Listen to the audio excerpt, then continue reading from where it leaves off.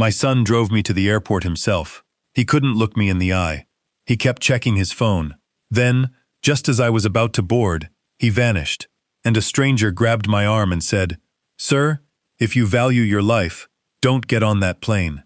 What he told me next exposed a nightmare hiding inside my own family. Hello everyone, welcome back. Before we start, drop a like, subscribe, and tell me where you're watching from. I love seeing how far these stories travel. A quick note, some details here are dramatized for effect. Now let me tell you what happened at that gate. My name is George Harrington. I'm 65 now, living alone in a cabin in the hills of western Montana, where the mornings are quiet and the air feels honest. But 2 years ago, my life looked completely different. I was 63, still living in the Denver house I'd shared with my wife Margaret for over 30 years. We married in 1987 and bought that house the same year.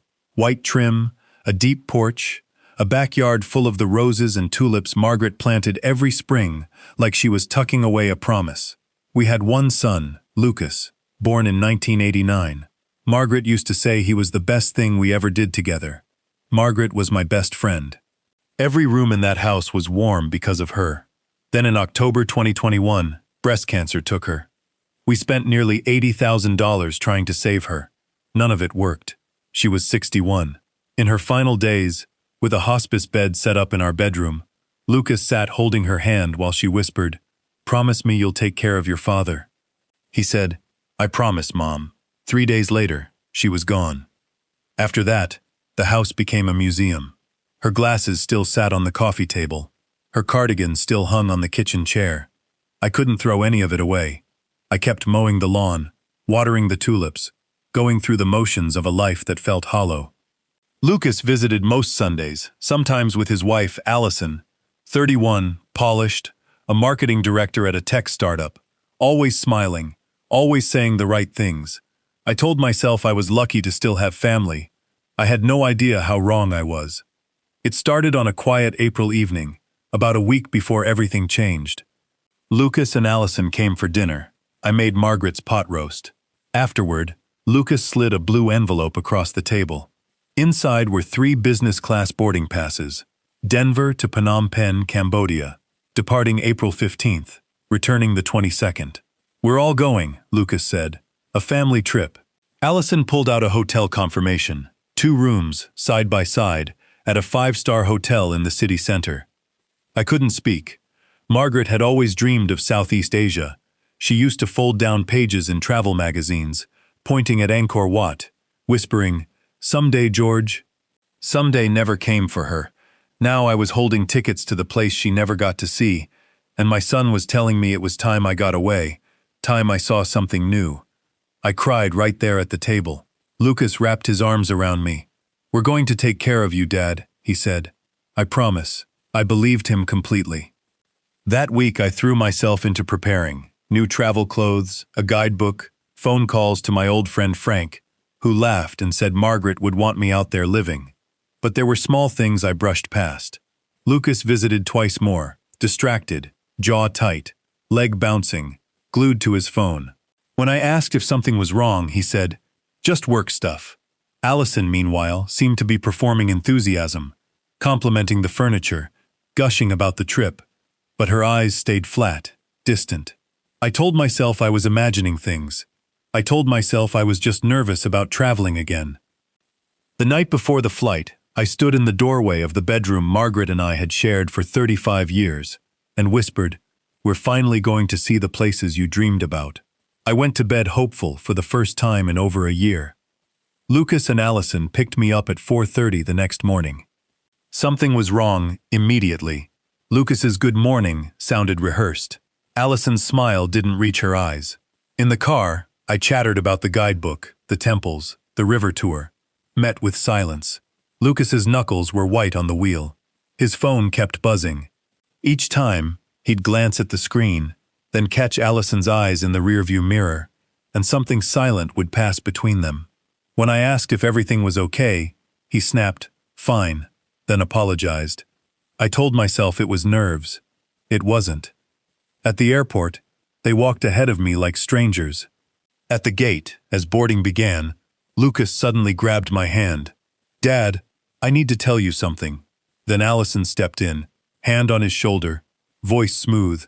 "Something came up at both our jobs. We have to go back." I demanded an explanation. Lucas just kept saying, "You have to go, please." "We'll explain later." Then he hugged me, a desperate, shaking hug, and whispered in my ear, "I love you, Dad. I'm so sorry." Before I could respond, they were gone, walking fast toward the exit. I stood frozen at the gate, boarding pass in hand, telling myself it must be some emergency. The tickets were non-refundable. I took a breath and stepped toward the jetway. That's when a hand landed on my shoulder. A man in his late 40s, weathered, steady-eyed, in a flannel shirt. "Sir," he said quietly, "please don't get on that plane." His name was Raymond Foster. He led me to a quiet corner and told me that 30 minutes earlier, he'd been sitting near a young couple at another gate, a man on the phone, saying, "He's about to board.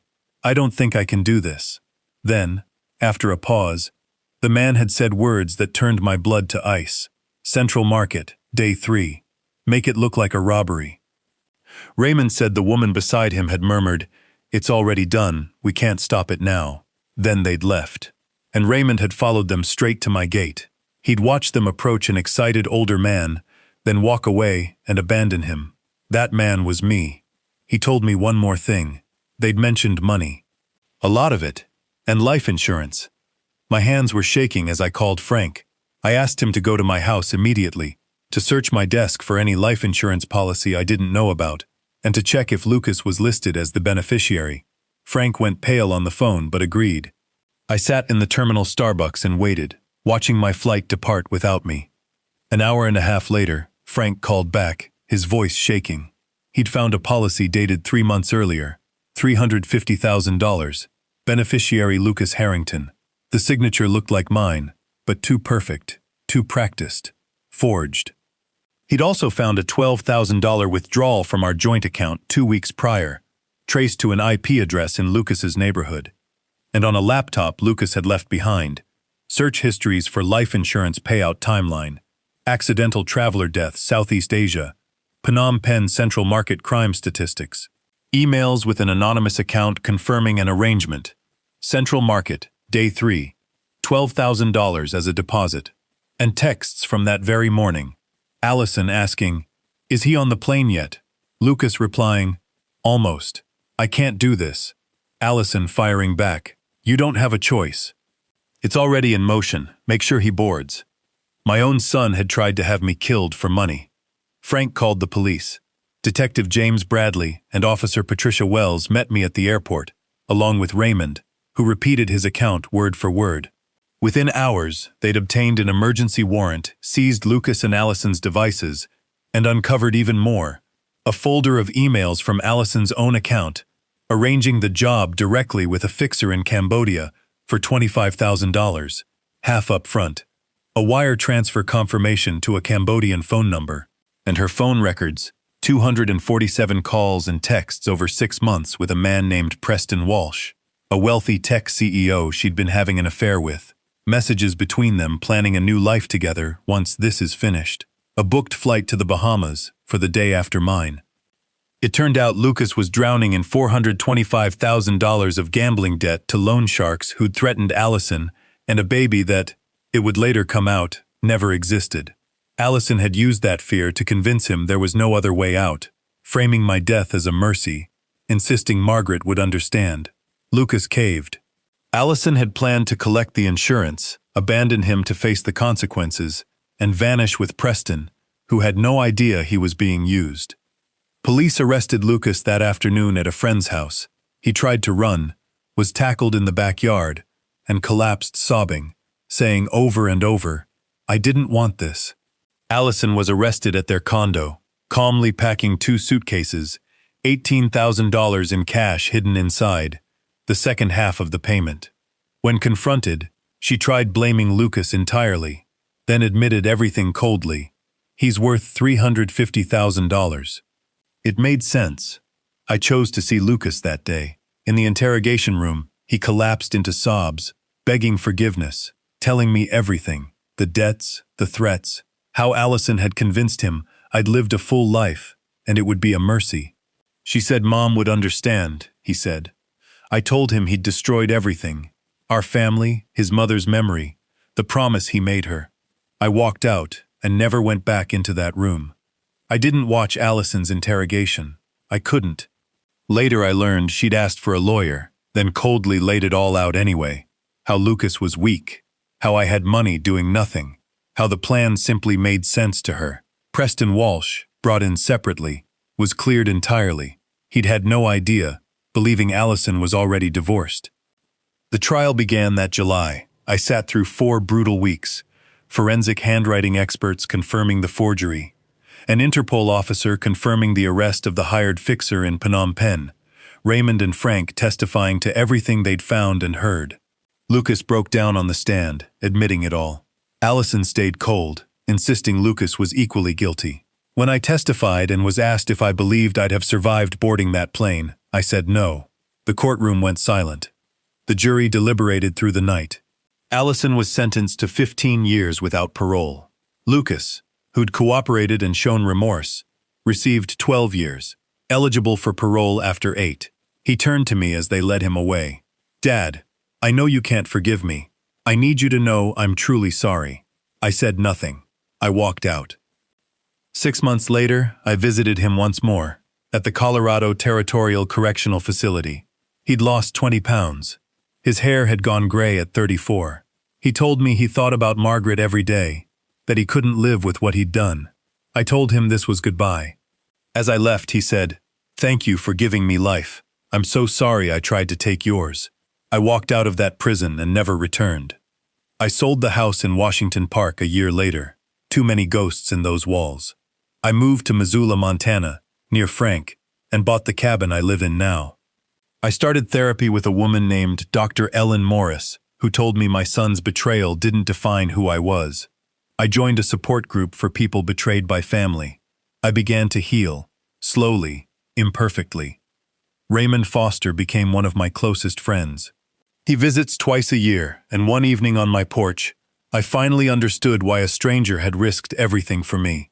He'd lost his own son in a car accident a decade earlier, and when he overheard that phone call, he thought of his boy, and he couldn't let another father die without trying to stop it. I've started living again, volunteering at the library, hiking in New Zealand, standing under the northern lights in Iceland, places Margaret always wanted to see. I carry her with me. People ask if I've forgiven Lucas. I honestly don't know. I still love him. He's still my son, but I can't forget standing at that gate, boarding pass in hand, moments from a plane that would have carried me to my death. Here's what I learned.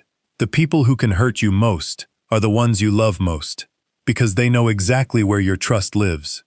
That morning, every instinct in me screamed that something was wrong. Lucas's trembling hands, his refusal to meet my eyes, Allison's cold, rehearsed smiles. I ignored every one of them because I trusted my family completely. That trust nearly cost me my life. Your intuition exists to protect you. When something feels wrong, even with someone you love, especially with someone you love, listen to it. Ask questions, step back, and if you ever see someone else in danger the way Raymond saw me, say something. Don't assume someone else will. One stranger's courage is the only reason I'm alive to tell you this story. Margaret taught me that love isn't always soft. Sometimes it's standing your ground, testifying because the truth matters more than comfort, and choosing to keep living, even when the people who were supposed to protect you tried to take everything instead. I finish my coffee, watch the sun climb over the mountains, and breathe, still here, still capable of hope. Trust your instincts. They might just save your life. If this story moved you, let me know in the comments, and I'll see you in the next one.